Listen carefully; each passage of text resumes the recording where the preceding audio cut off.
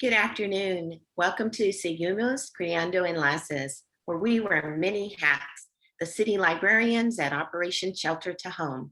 We have with us today Jackie Angel, who's a library assistant. Next, we have Azalea Ebe, who's a branch manager. And we also have Vanessa Gempus, who works as a teen center manager at the Central Library, and myself, Kimberly Brown, who works as a tutor learner coordinator at the Serra Mesa Library. We thank you for joining us in our presentation, highlighting the library's role in the project Operation Shelter to Home. Thank you, Kim.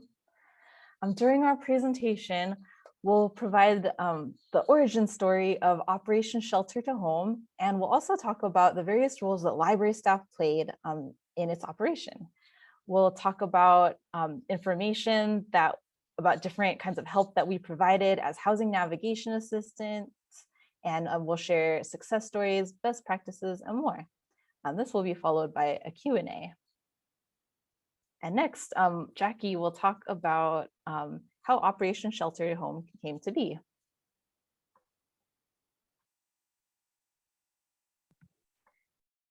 Thank you, Azalea. Before we start, we would like to give you some background information into what Operation Shelter to Home is and how it began. Last year, the COVID-19 pandemic was slowly winding up in California, and we were issued a statewide stay-at-home order to mitigate the spread. Businesses, restaurants, and libraries were closing and staff were being sent home. To slow the spread, we were also told to social distance and to keep at least 6 feet apart. In normal circumstances, we are able to keep this social distance. But what if you are sharing a room with dozens of people and you are in bunk beds? Social distancing is nearly impossible in that scenario. This is one of the many issues that San Diego homeless shelters came across when this was all happening. Thankfully, the mayor, the city, the county, and various other agencies collaborated to help our vulnerable homeless population and these shelters. To consolidate resources and staff, the San Diego Convention Center was repurposed as a temporary emergency shelter.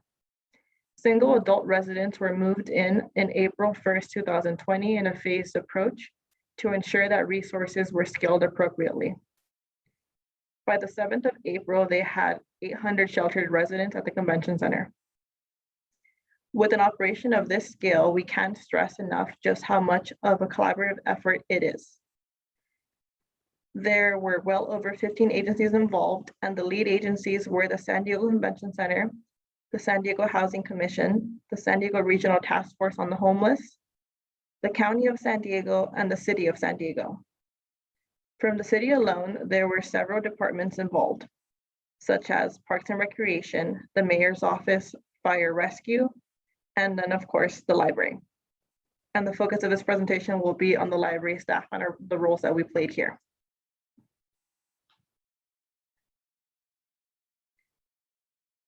And here you see the Convention Center. So the Convention Center is 2.6 million square feet of exhibit halls, meeting rooms, and so much more. It is our city's hub of events, conferences, trade shows, and the host of the world-famous Comic-Con.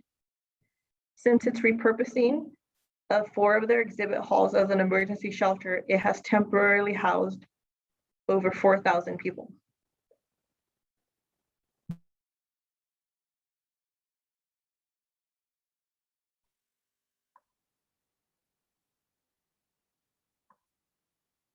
Oh, thank you, Jackie. So now I'll be addressing the kinds of services that were offered at Operation Shelter to Home. Once housed at Operation Shelter to Home, clients had many resources and services at their disposal. So Operation Shelter to Home consisted of 3 shelters that were located in individual exhibit halls at the Convention Center. Each shelter was staffed by service providers and also 24-hour security. Clients were served 3 meals prepared on site per day, and they had access to bathrooms, showers, and laundry services.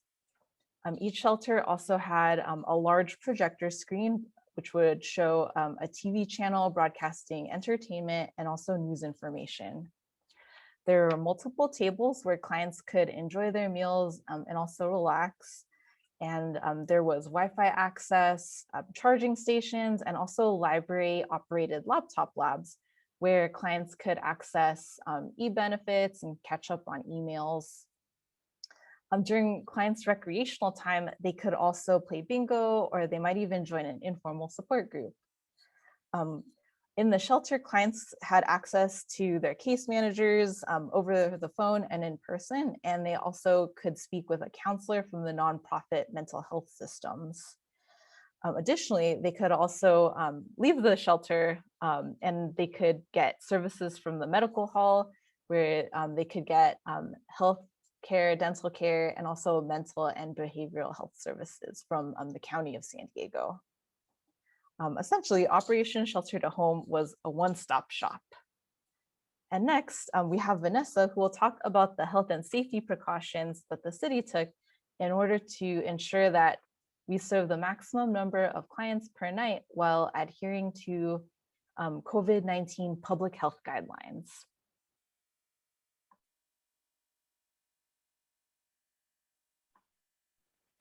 All right, thanks, Azalea. So the question on everybody's mind is safety. Safety was obviously a huge factor for any of the staff that volunteered to work at the shelter, but the administration of Operation Shelter to Home was very cognizant of that. So when we first started Operation Shelter to Home, staff had to do, and still have to, do daily temperature and COVID screenings. There are multiple hand washing stations throughout the shelters, as well as, and clients are routinely reminded to wash their hands. Face coverings and social distancing are required for all shelter staff, volunteers, and clients, and PPE is provided for staff and volunteers. There's also frequent sanitation happening all around. Clients are also screened daily for temperature and COVID symptoms. So if someone exhibits or reports any symptoms, they're isolated until they can be assessed by the medical team on site. And if the medical team believes the individual needs to be relocated, clients are sheltered in a hotel room until they can come back or find housing. And residents and staff are tested for COVID weekly. So our next slide, you can kind of get a glimpse of how the shelter flow works and how it looks like for daily life. On the left, you see the cots that were socially distanced. And then on the right, you see temperature screenings and things like that. So who is providing all of these services? Well, Azalea is here to tell you about some of the organizations that are working together.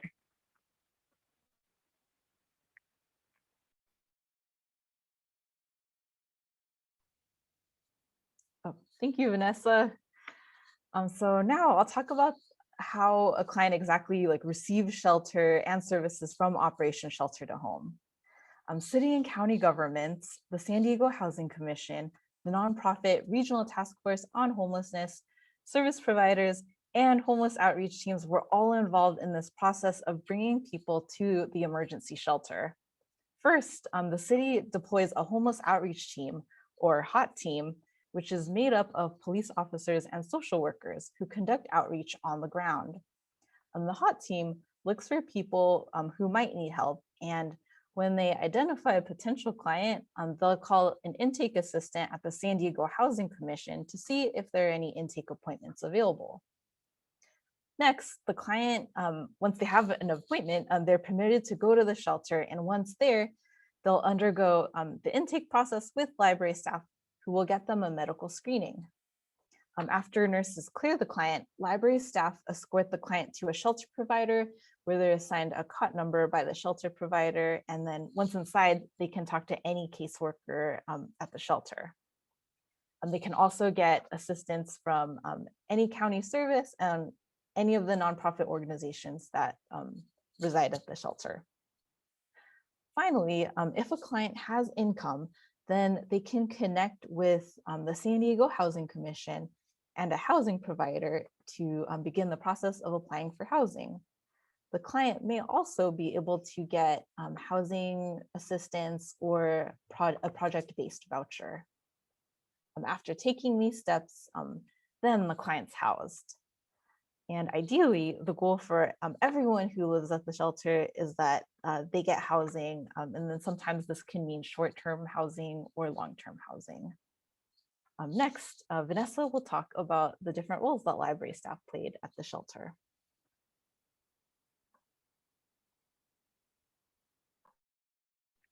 All right, so thank you, Azalea. So shortly after the closure of the library and really the whole state and country, our deputy director reached out to individuals to see if they might be interested in assisting with Operation Shelter to Home.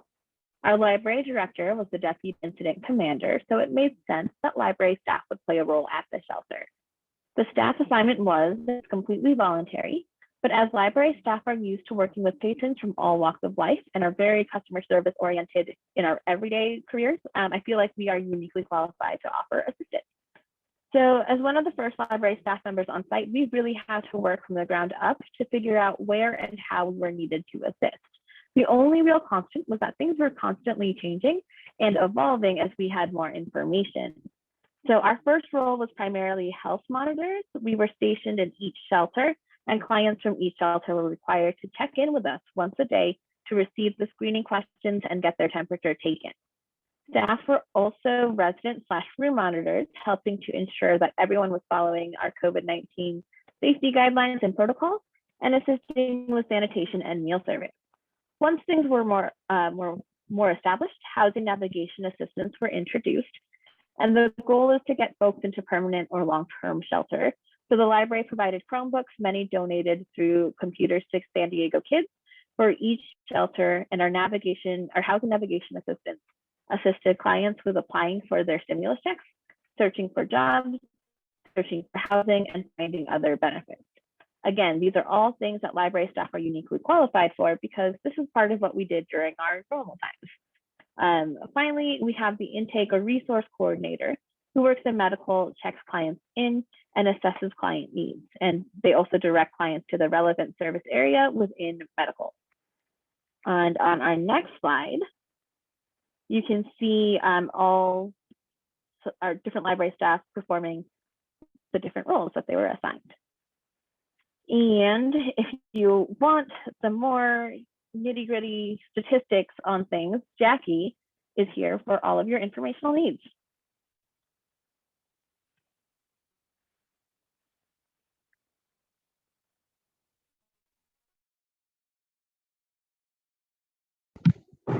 Thank you, Vanessa. So one of the roles that library staff was uniquely qualified for, as Vanessa mentioned, was housing navigation. I feel like a more accurate name and what we unofficially called it was also resource navigation because there was more research and other services involved than the name really implied. We were the shelter's computer labs and the residents' go-to for almost anything they needed assistance with. The computer labs were staffed Monday to Friday from 9 to 4, and all that time was dedicated to helping the residents. Residents would come up multiple times a day or spread out over a week to work something out. We helped with resumes, job applications, Social Security, stimulus checks, to unemployment, to name a few. It was definitely more personal interactions, and it often dealt with sensitive information, but in the end, we connected our vulnerable population with much needed resources. In a standard library setting, we would not have been able to help with half of the things that we did simply because it was so time consuming. For example, calling Social Security on behalf of a client could take upwards of 2 hours, most of it because you're on hold. At the end of the program, our staff participated in 7,698 sessions at the 3 bridge shelters, Alpha Project, Veterans Village, and Father Joe's. They averaged about 16 clients per day. Then in our next slide, we're going to break it down by the actual types of services provided. So shown here are the sessions broken down. One thing to note is that the most requested service was email, which at first seemed surprising. At first, we did not know just how important it is to have access to email because it is the gateway to almost all other services. If you want to check Social Security, you need an email to set up an account. If you want to apply for unemployment, you need an account that is linked to an email. Most of the time, we just needed to help them reset their passwords, and other times we'd be setting up an entirely new email and hoping that they'd remember what it was. The second most popular service was other. And these were like odd requests here and there, from setting up library cards, replacing IDs, looking up like directions, immigration, banking, to replacing cell phones. We really were a one-stop shop for almost everything they needed, like there at the shelters. And then in our next slide, Kim will show us some of the success stories from this program.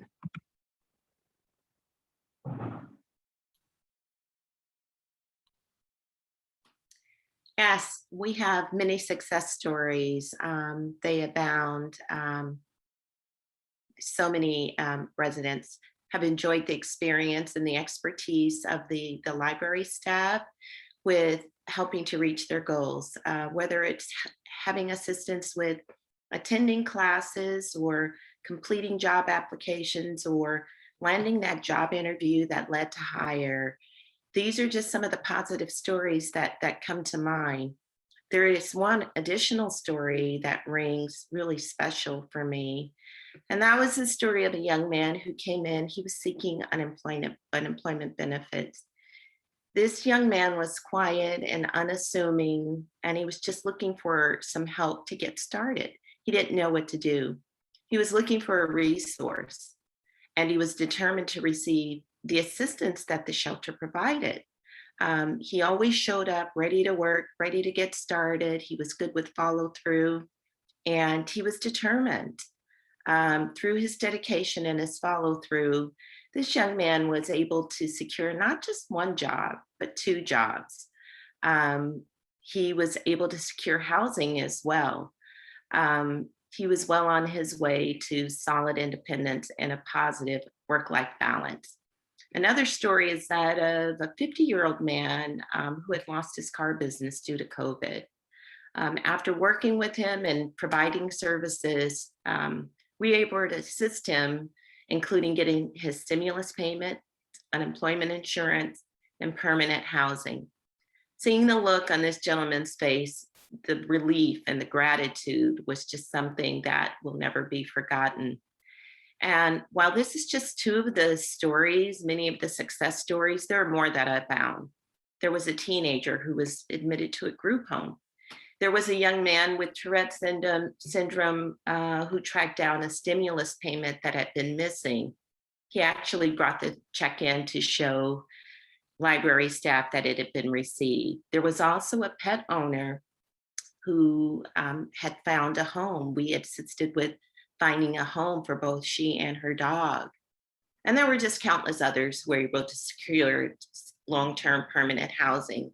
And this was because Operation Shelter to Home and the library staff worked diligently on their behalf. The project was an overwhelming success, and I'm really proud to have been associated with it.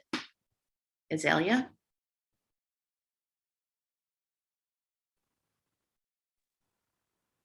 Oh, and thank you, Kim.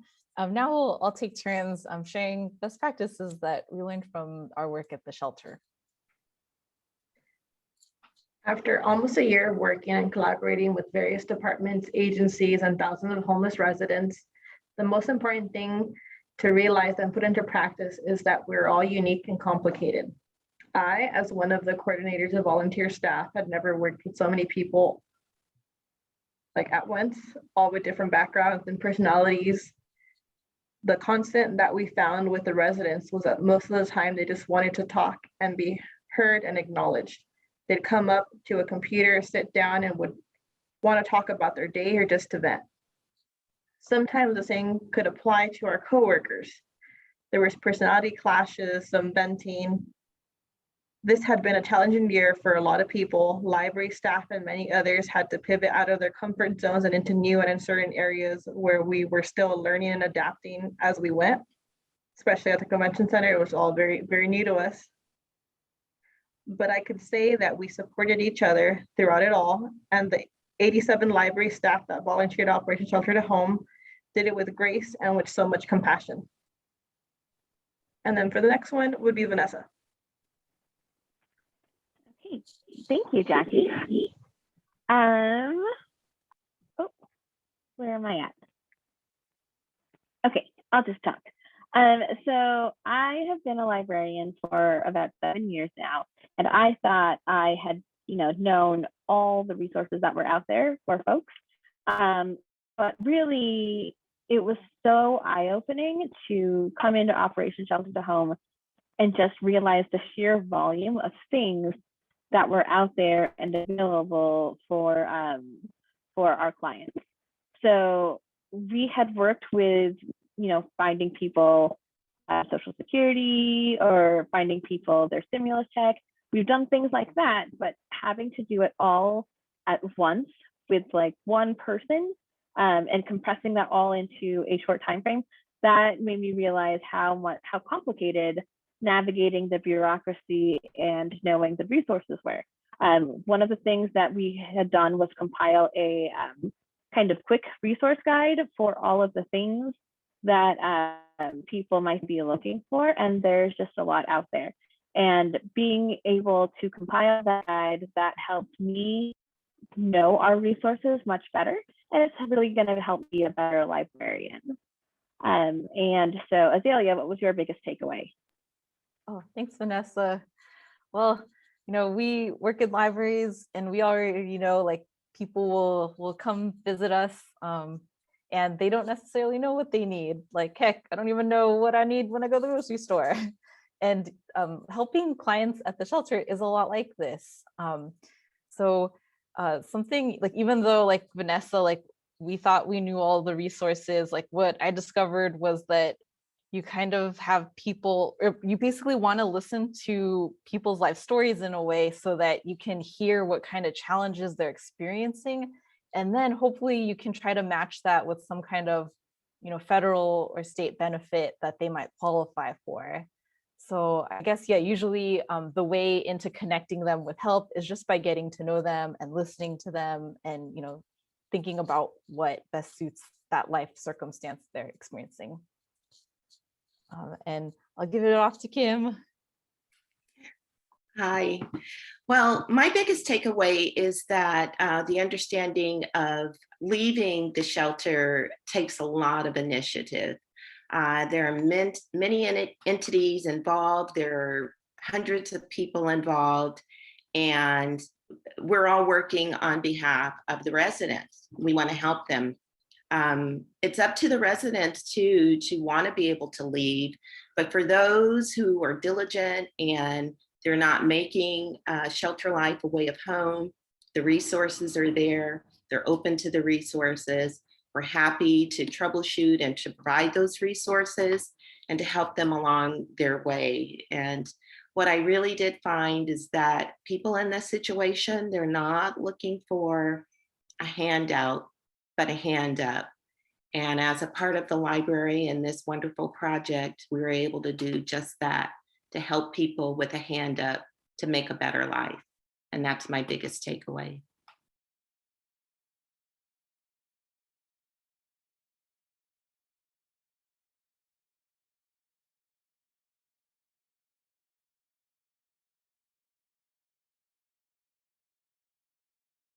And with that, I think this concludes our presentation. We'll be on standby for any questions that you may have. And we thank you for having us, the library workers representing Operation Shelter to Home for the City of San Diego Libraries. Thank you. Oh, and please reach out to Kim, us with our contact information. I had one question for you. How might we be able to help with Operation Shelter to Home or with shelters in our own neighborhoods? There are many resources. A one-stop shopping guide would be 211. 211 is a holding place for resources that you can dial up 211 and ask, how can you help with donations, whether it's monetary or clothing. But 211 will be able to provide you with many resources as to where you can offer your assistance.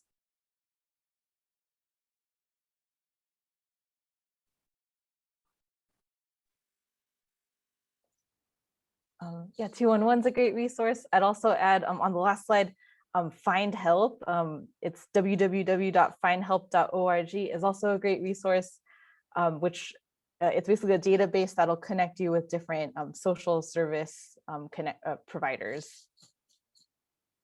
And I guess with that, we will open it up to general questions. So thank you all for attending, and we hope that you'll connect with us in case you want to talk more.